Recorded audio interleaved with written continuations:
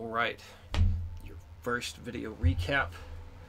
So, as I mentioned, I was going to demonstrate some of this stuff, well, all of it, with some metronome demonstration. So, first one, when you're playing it. So when I'm going up, I'm using first, third, and fourth. So that's the first bar. And then when I play the next one, I'm sliding my hand up or shifting it over, and then going down, pinky, second finger, first finger. And then when I do the third bar, I'm going to shift down to with my first finger, shift down again with my first finger. Oh my. And then end with my ring finger, or turn the phone volume off right now. So first, third, fourth, fourth, second, first, first, first, third.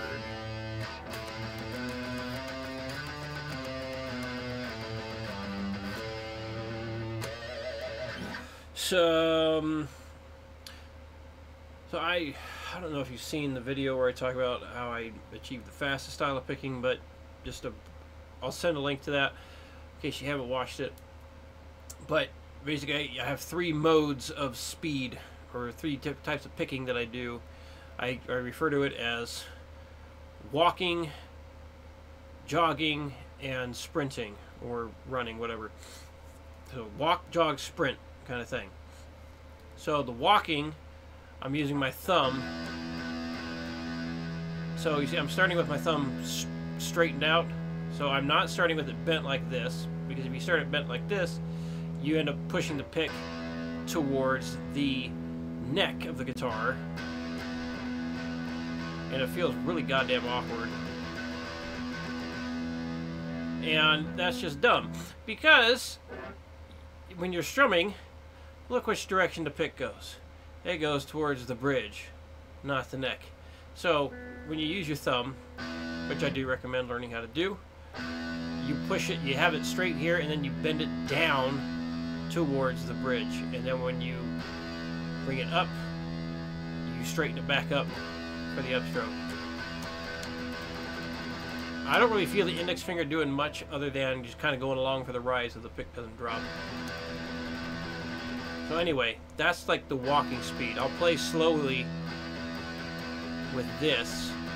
It's much more accurate when you do it that way. So anyway, from there, eventually the wrist starts to get involved a lot more. And one reason why you want to pick with your thumb this direction is because you see how my thumb and wrist are now going together? So eventually, the walking speed and the jogging speed, they blend together before one completely takes over.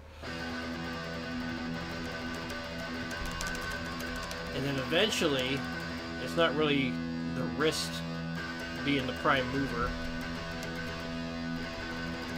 And then it becomes more elbow, and that's the full-on sprint. So walking, jogging, sprinting. So just want you to be aware of those three things that could happen while you are building up your speed. And as I mentioned, don't force different techniques to happen when you're building up the picking speed. Just play as accurately as you can. Do what you have to do to make those notes happen. And that's one of the great things about metronome practice. For me, it just doing what I had to do to make the notes come out is basically what allowed me to develop technique and all that stuff. So, that being said, here's what the exercise sounds like at 60.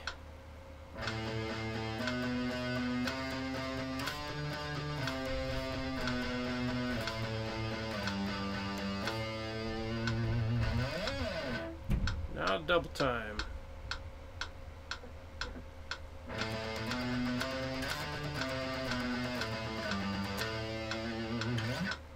And now let's do 160.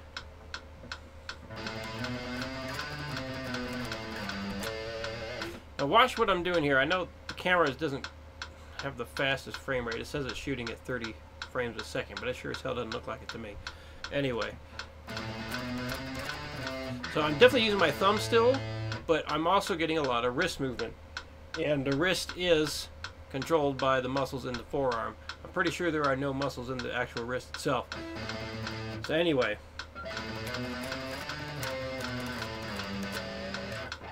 This is basically where, like, the speed for me, where I start to convert to more of the jogging speed.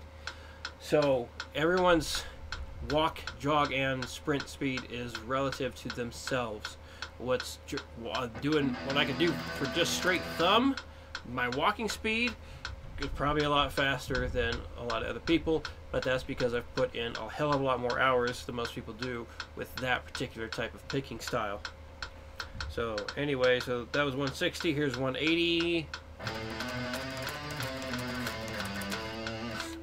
Pretty much that's just my jogging speed right there. That's just the wrist. I'm telling you this just so you can kind of observe what I'm doing and be aware of what certain things look like.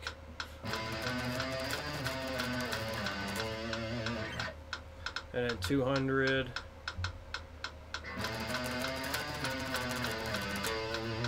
Feel a little bit more elbow wanting to get involved there. So the jogging type of picking doesn't last too long. So 220.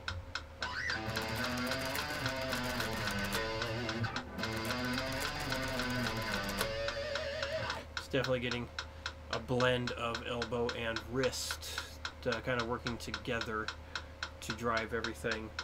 And then like 250.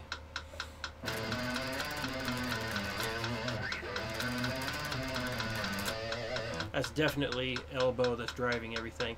The wrist is not trying to move back and forth anymore, but it is pivoting on this part of my hand, because that's resting against the guitar's body. It's pressed not like crazy hard, but hard enough so I can feel it on there.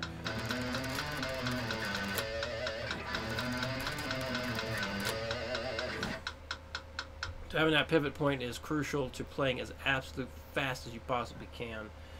So yeah, using this part of your thumb as a pivot point or an anchor is important when you're playing that fast.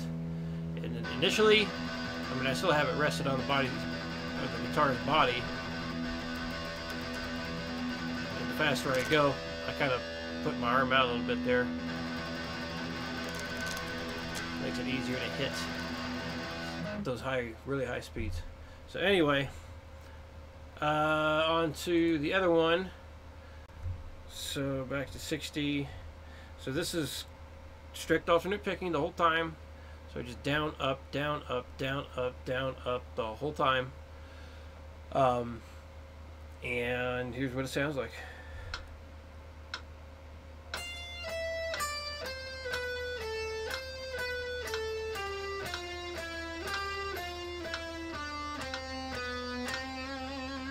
So that was 60, so double that.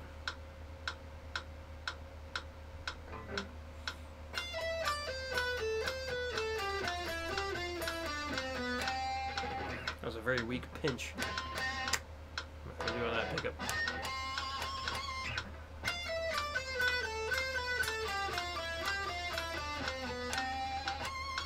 There it goes. Anyway, so that's 120. Now I'm going to double that again. This is your goal speed for alternate picking eighth notes and having your fret hand move along with it before we start working with the 16th notes instead.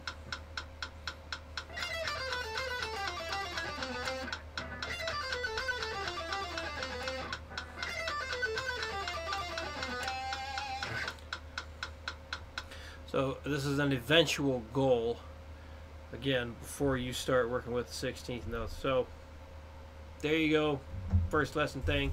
If you have any questions before the next class, absolutely tell me.